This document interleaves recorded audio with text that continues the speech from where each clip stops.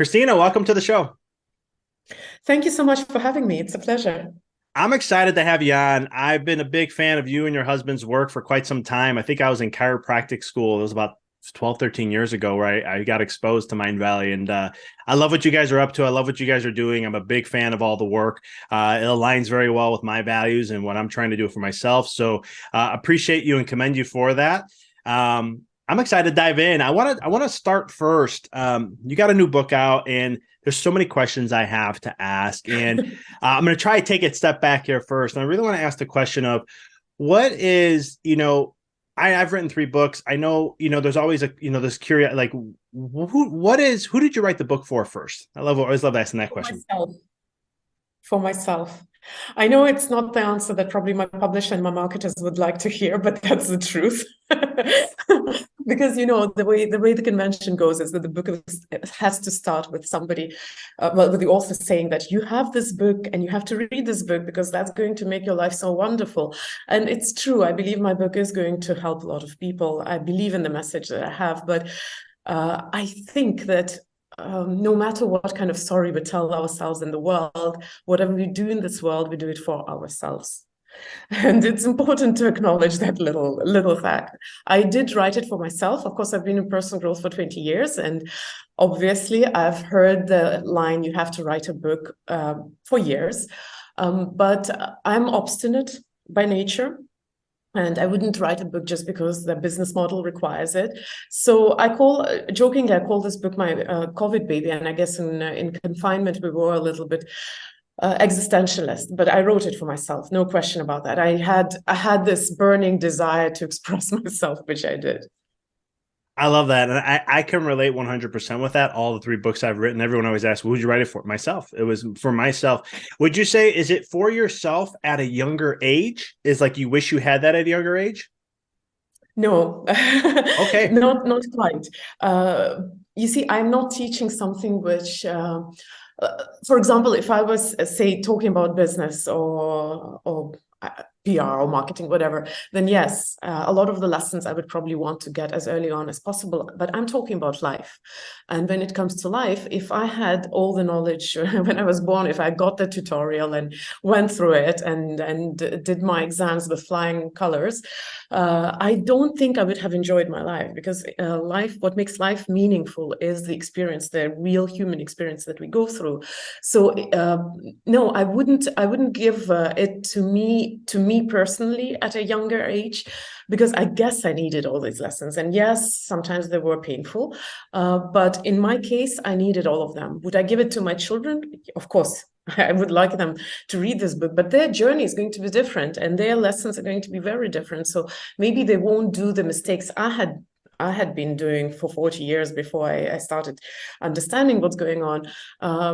But this book or whatever I share there was my path. And no, I wouldn't have deprived myself of that path. I love how you share that too, because it's so many times we get so fixated and try to, especially like with COVID. COVID was a great example of uncertainty and not knowing what the future holds. And a lot of people were in a fear state, maybe fear of the whole thing of COVID, but it also just not knowing what's going to happen to life, what's going to happen to us and what's going to happen in the future. And you bring up a great point, I think, is that and this is something I've been working on for years to try to perfect even better, is like life's going to have things that come up. This is a beauty in the process of what keeps life interesting. And if it was just what we want it to be all the time, how exciting would that really be? Well, a philosopher in me wants to comment on 2 things. First of all, COVID only made uncertainty more obvious, but uncertainty has always been there and always will be there, whether there's COVID or non-COVID or war, like it's happening in Europe right now.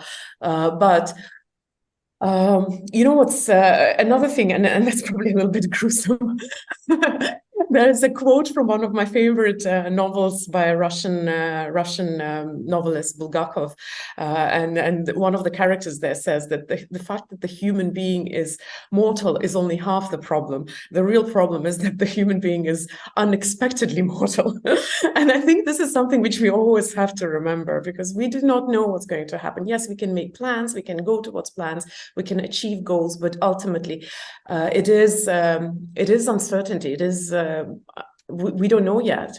We don't know what's going to happen. So it is important to remember that, because that gives us some kind of sense of urgency to actually not waste your life away and excuse yourself with all sorts of circumstances, or wait for something. I think it's maybe it's not fit for someone in the Middle Ages to say that, but you have to seize the day.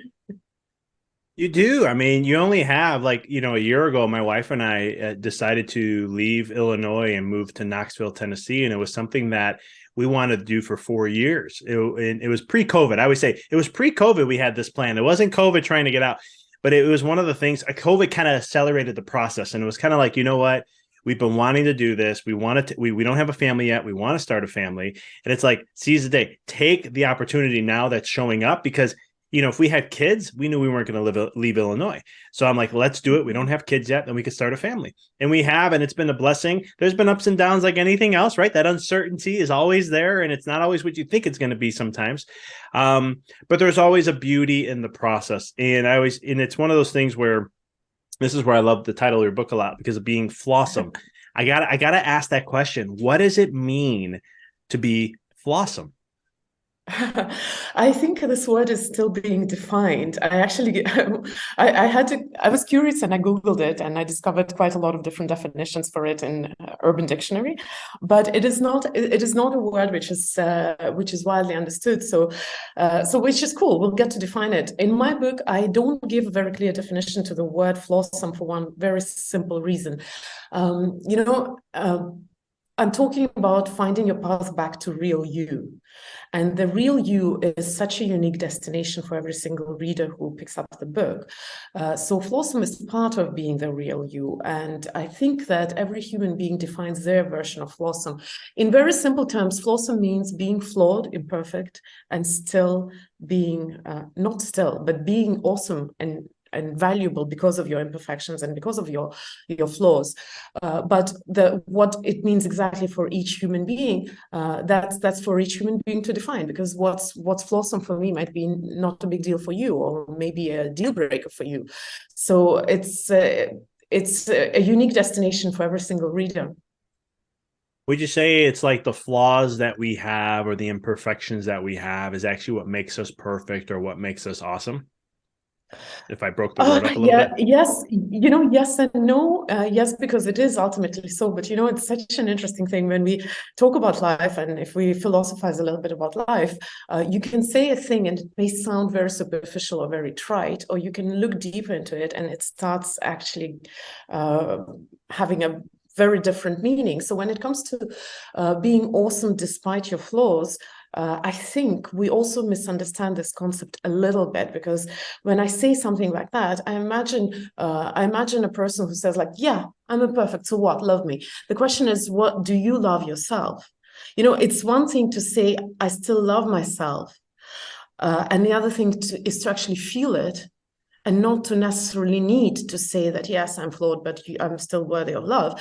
Because I think love is so much more I would say stable than love doesn't require affirmations. Love doesn't require to be declared, to be stamped upon other people. So I think that when you truly embrace your flaws and your imperfections, you are okay with even laughing at yourself, with even sometimes saying, like, oh God, I hate that about myself, but I do love myself despite it. And with it. Now, when it comes to your strengths, that's a step further, because if we are completely honest, then most people are not very well aware of their flaws. I call them dragons. I like to call them dragons because it's a little bit more generic term, and we are not talking about just the qualities, but also sometimes experiences or certain ways, the way we are in our life that we maybe don't accept or don't like to face. So we're very often not aware of our dragons. So one part of the journey is to actually be honest with yourself and to notice those dragons and to accept them and to be at peace with them. But a much more complicated task is to find your unique value in those things, those very things that maybe make you shrink and cringe at the moment, or maybe make you feel ashamed and maybe unworthy or not lovable, to realize how these very things have made you what you are and give you your most unique value.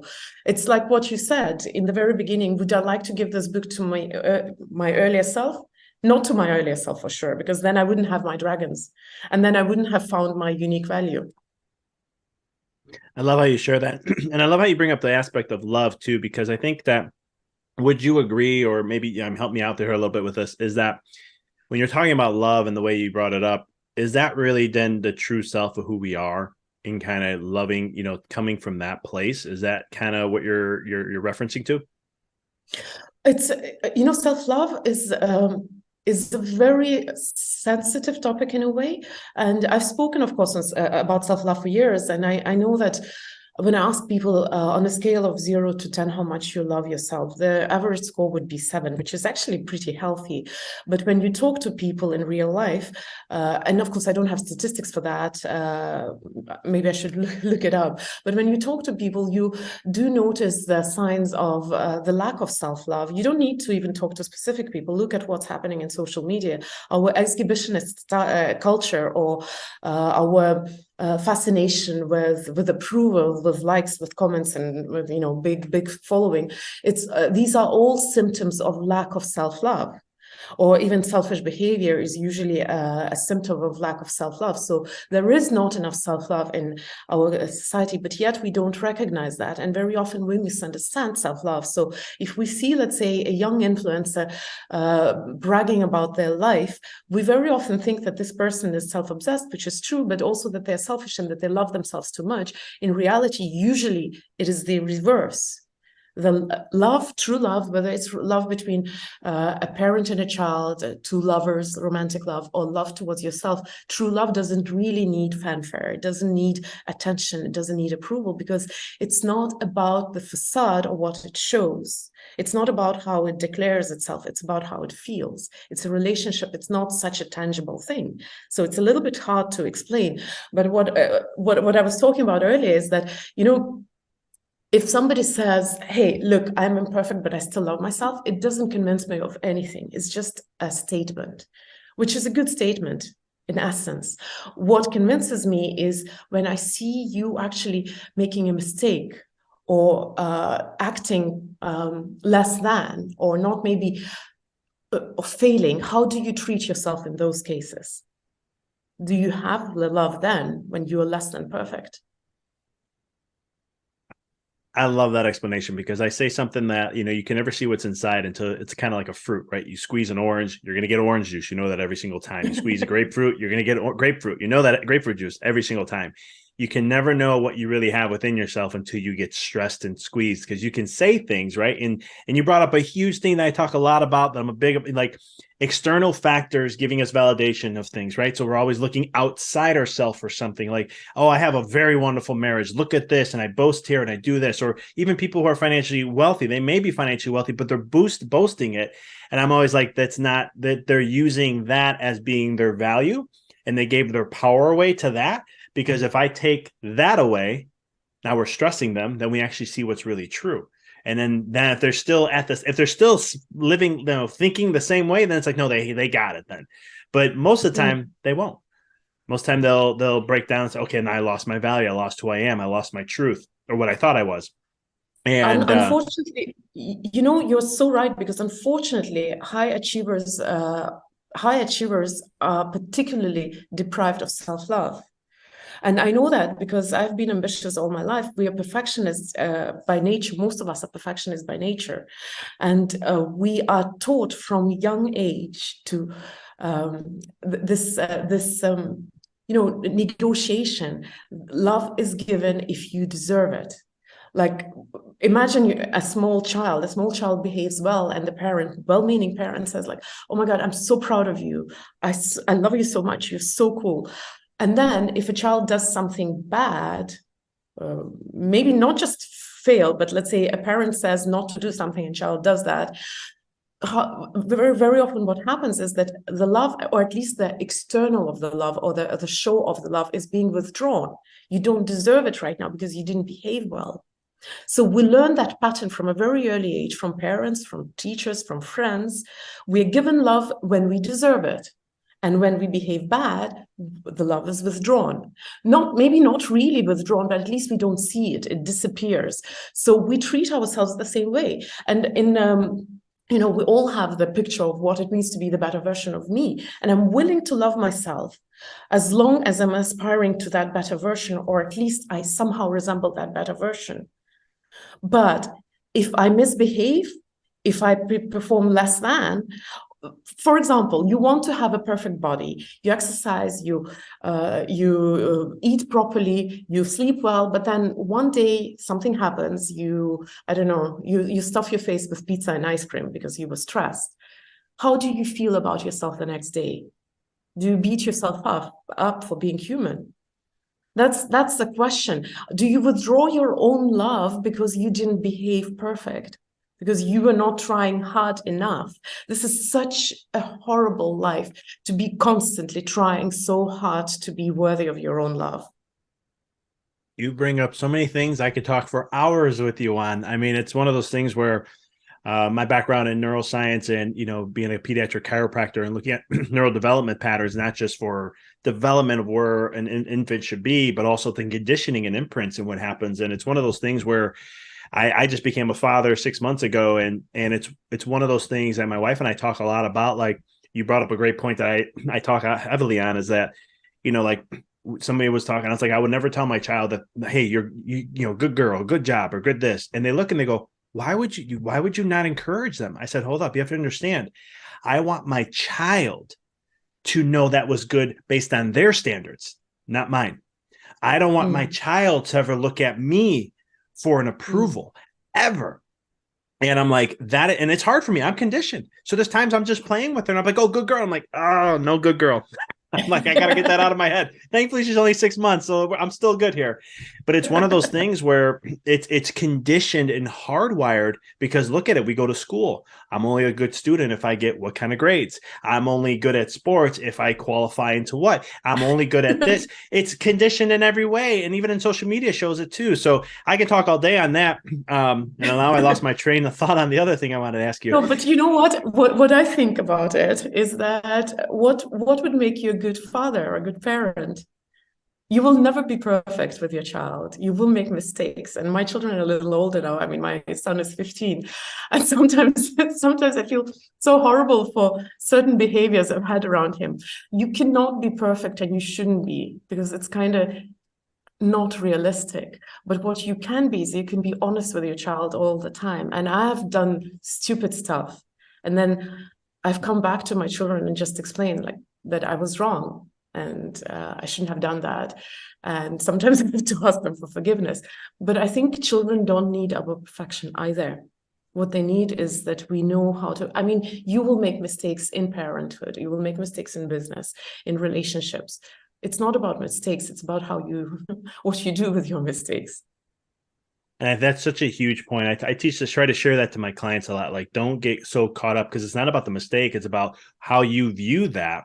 And that's what's going to be the thing that's going to either derail you off, and even we just talk energy or consciousness. It's like, yeah, you're lowering your vibe. When you lower the vibe because you're looking at it from a negative lens, all of a sudden now what you really want to get to, it's just not going to happen unless you shift gears. But yeah, it's one of those things. Like, one thing I was always told, and it's like, and I've learned this through many different things, but it's like, you're going to make mistakes. That's fine. But just, like, especially in children or something, it's like, but like you brought up, just have a conversation. Like, hey, apologize, ask for forgiveness when it's needed. Hey, you know what? teach them that I'm not perfect. And that's something that I didn't see as a For myself, I had, parents who, well, my father was more like a perfectionist, so he never wanted to look like he was wrong. And there's good and bad in that. But at the same token, it's like, no, I want to show my kids how human I am. Because if I can show that, then all of a sudden they'll harness and go, it's okay to make a mistake. It's okay. And I'm okay with that mistake. And they can love themselves more. And this is the same thing that comes back to what you're sharing with just the woman who had donuts and pizza and was working so hard. It's like, yeah, most people, they eat that. I've seen people who are in great shape and they eat that and they go, I don't care. I was having a bad day. I wanted to indulge myself, get a huge dopamine kick. And he's like, I don't care. That's what I wanted. Or I had a gallon of ice cream. I'm like, a gallon of ice cream? Holy cow. And he's like, hey, man, I don't do it often. And I was like, I'm not judging. It's just I'm blown away that you can eat a gallon of ice cream in one sitting. That just amazes me. I'm not judging. Trust me. So, but if you look at them, you would never notice it because their mindset's all about, it is what it is. And I love that because I think that's what, and please correct me if I'm wrong, but that's like self-compassion. You're being compassionate for yourself, which is another form of love. It's definitely so. And actually in my book, I don't talk so much about love, but I think partially the word love is overstretched to be very thin, and you can put any meaning to it. And I am a huge fan of seeing the essence of things behind the facade. So I prefer talking about kindness because kindness is a more practical skill than love. You can disagree, but still be kind. So you can eat a tub of ice cream and disagree with that choice and know that that probably is not moving you towards your goals, but you can still be kind to yourself in that circumstance. You can say to yourself that, yeah, that wasn't maybe the wisest decision, but you can still be kind. Love is a little bit harder to master, honestly, for most of us, if we are looking into the essence of the word love. For self-love, I like to have, as an example, love for children. If you can love yourself the way you love your children, then you're probably doing very well. That's a great like a bar or standard to hold to, because it is so true on so many levels, because we're so unconditional with them. We accept them for who they are, and so much more. I don't know if was it the Dalai Lama or someone said love is kindness, and I've always embraced that. And it's one of those things, like, it's so true in a lot of ways, because like how you said, I love the way you phrase that, because it is a form of you're being kind, even though you don't like this choice, you're still being kind to yourself and so much more. There was a question I wanted to ask, and it's that I wasn't asked earlier, and it's all about, you defining who we really are. Who are we really? Now you ask the eternal question of humankind. I think the moment humans started thinking in abstract terms, they started asking themselves, who am I? And why am I on this planet? I wish I knew the answer. But as I said, it's a unique destination for every single human being, and it might come a little unexpected from someone who is a co-founder in one of the biggest platforms in personal growth and education. But the truth is that I'm being a little absolutist right now. I think there are no absolutes in life. Who am I to tell anyone what it means to be the real you? I do not know. There are now 8 billion people on planet Earth. There are 8 billion destinations to the real you. Only you know the answer to the question, what it means to be real, what it means to be authentic, what it means to love yourself. I can't tell you that. I can't tell anyone. I can tell what it means to be real me. That I can tell.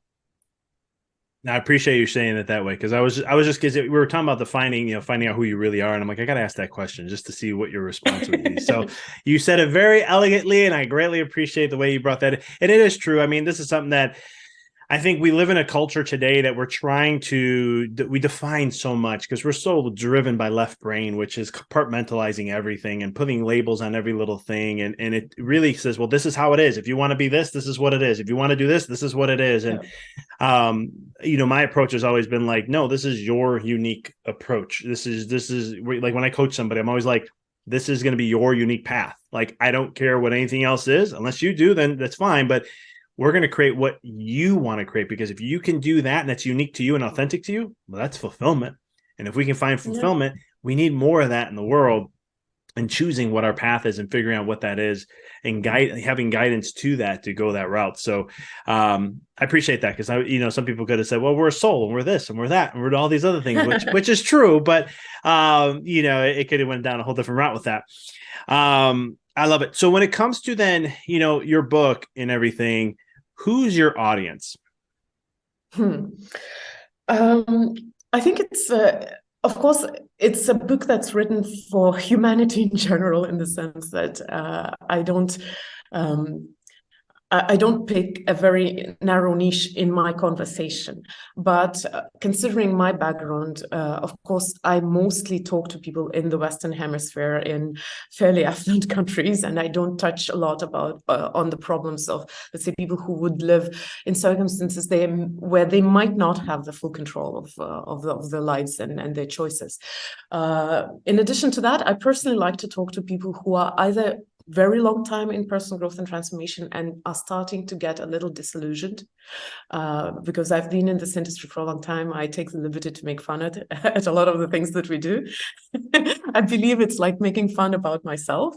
And I also like to talk to people who are not in personal growth and transformation just yet, who live their lives, maybe get stuck a little bit and confused, because they're good people, they do all the right things, they tick all the right boxes, but still something is wrong. I'm going full steam ahead towards my goals, but somehow I don't feel fulfilled or maybe happy. How dare I not to feel happy if I'm doing everything right and I have everything I need in my life? So I like to talk to people like that as well, who actually question, but maybe are not convinced by personal growth and transformation. I love skeptical readers very much, because I come from the background where questioning, where not easily agreeing is the way to go. So these are the kind of people, but generally it's any human being who has lived life enough to start wondering if what they have in their life, if that's it, or if there's more to it. It's a good place to be, especially if you're trying to figure out if there is more to life, or is this is what it is. And I know the older we get, the more our subconscious gets more hardwired, and we get stuck in those ways of thinking like, well, this is just life. This is just what it is, rather than seeking more, knowing that there's more out there for us to expand and evolve and so much more. So no, I love that very much, very much. So where can people get a hold of your book and be able to purchase it and so forth? Where's it available at? So I would love people to go to my website to get the book, because then it will come with my free program, because right now it's only available for pre-orders. So before it gets launched and is on the bookshelves and can be shipped, you can get the book from my website, which is kristinamand.com/book. And then while you're waiting, you'll get my program with it. And I have to say that my name is written in an Estonian way, so it's Kristina with a K. Very cool. And I'll have that in the show notes. How else can people follow you, Kristina, and see all the work and keep up with the book and other things that you'll be doing? So, of course, Mindvalley. I'm a co-founder of Mindvalley, so you'll find me there. But my personal, everything, all the social media, my personal handle is Kristina Mand, Kristina with a K. And I'm everywhere, like every human being in the 21st century. And for all the listeners, I will have all that in the show notes for you and so much more. And check out Mindvalley. She did not ask me to do this. I'm a big fan of it, so check it out. Kristina, this was a joy to have you on and to take time and share space with us here at the Mindful Experiment. I just want to thank you for the work you're doing, for the book, to helping humanity. It's much needed for your message. I really believe that from the bottom of my heart. And for Mindvalley and all that you guys do for consciousness and helping people evolve to more who they really are. I just want to thank you. Thank you so much for having me and for your wonderful questions. It was a very pleasant conversation. All right.